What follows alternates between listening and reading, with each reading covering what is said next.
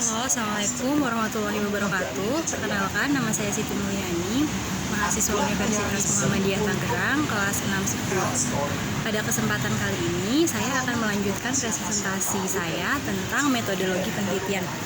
Oke teman-teman, sekarang kita bahas tentang teknik non-probability pengambilan sampel.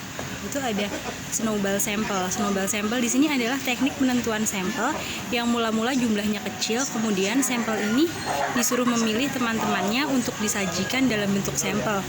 Begitu seterusnya.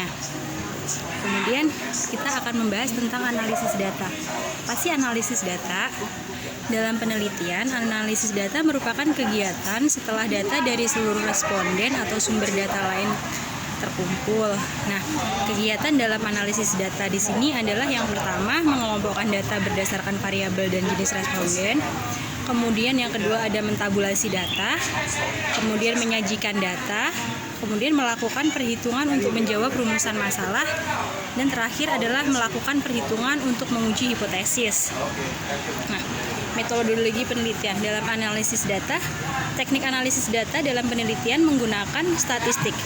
Terdapat beberapa dua macam statistik yang digunakan untuk analisis data dalam penelitian, yaitu pertama kita menggunakan statistik deskriptif, kemudian yang kedua kita menggunakan statistik inferensial. Nah, statistik inferensial ini meliputi yang pertama statistik parametris, kemudian yang kedua statistik non parametris.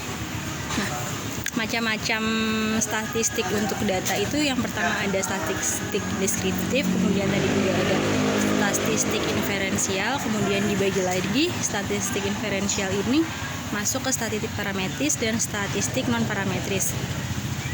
Kemudian metodologi penelitian analisis data, statistik deskriptif dan statistik inferensial. Nah, statistik deskriptif di sini adalah statistik yang digunakan untuk menganalisis data dengan cara mendeskripsikan atau mengembarkan data yang telah terkumpul sebagaimana adanya tanpa bermaksud membuat kesimpulan yang berlaku untuk umum atau generalisasi. Nah, penelitian yang dilakukan pada populasi tanpa diambil sampelnya jelas akan menggunakan statistik deskriptif. Dalam sampel, maka analisis dapat menggunakan statistik deskriptif maupun inferensial. Statistik deskriptif dapat digunakan bila peneliti hanya ingin membuat kesimpulan yang berlaku untuk populasi di mana sampel berlaku, maka teknik analisis digunakan adalah statistik inferensial. Nah, metodologi penelitian. Yang pertama, tadi ada statistik analisis data, statistik deskriptif. Termasuk dalam statistik deskriptif antara lain adalah penyajian data melalui tabel, grafik, diagram, lingkaran, piktogram, perhitungan, modus, median, min, pengukuran, itu dan lain-lain. Nah, dalam statistik deskriptif juga dapat dilakukan mencari kuatnya hubungan antara variabel melalui analisis korelasi, melakukan prediksi dengan analisis regresi, dan membuat perbandingan dengan membandingkan rata-rata sampel atau populasi.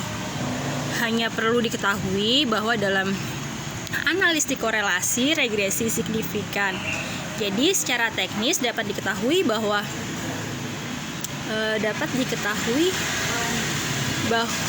kesalahan karena peneliti tidak bermaksud membuat generalisasi sehingga tidak ada kesalahan generalisasi. Metodologi sekarang statistik inferensial, sering juga disebut statistik induktif atau statistik probabilitas, adalah statistik yang digunakan untuk menganalisis data sampel dan hasilnya dilakukan untuk populasi.